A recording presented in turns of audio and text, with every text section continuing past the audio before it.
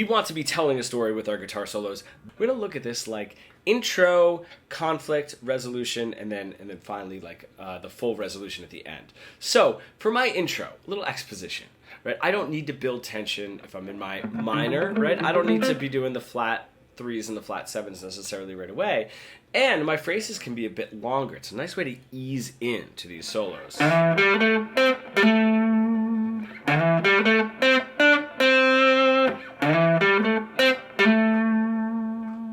Okay, right, very nice. A, B, A. Root note is very significant in those three phrases. I know that middle one did give you a little push of attention with that flat three, but that is our focal point, right?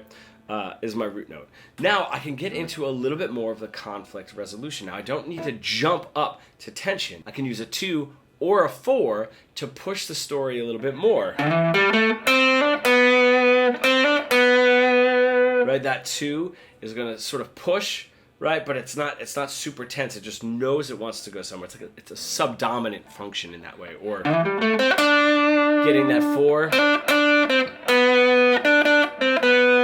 Right, the 4 and the 2 push, but it's not so, oh my gosh, I need to resolve this, you know?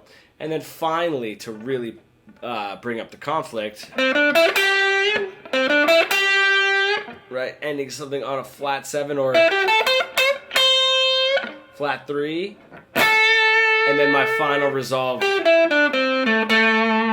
to my root note. Now, we don't need to be just focusing on, okay, at the beginning I'm going to play root note.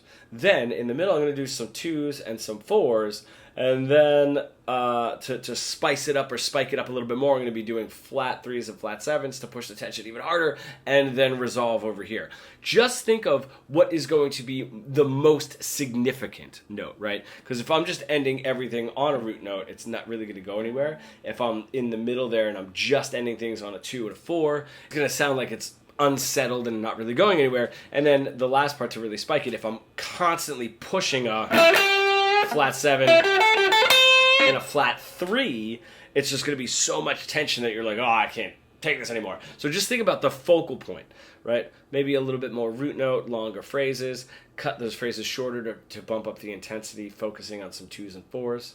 Keep that same intensity focusing on those flat 3s and flat 7s, and then bring it back down to your root note. I'm going to do an easy example for you to follow with all of this. That link is in the description or the first comment. If you're an intermediate guitar player stuck in that boring, robotic guitar solo plateau that we all get into, and you really want to bridge the gap between your creative ideas and what you're able to play, becoming fully fretboard fluent, comment pro below and we can get started.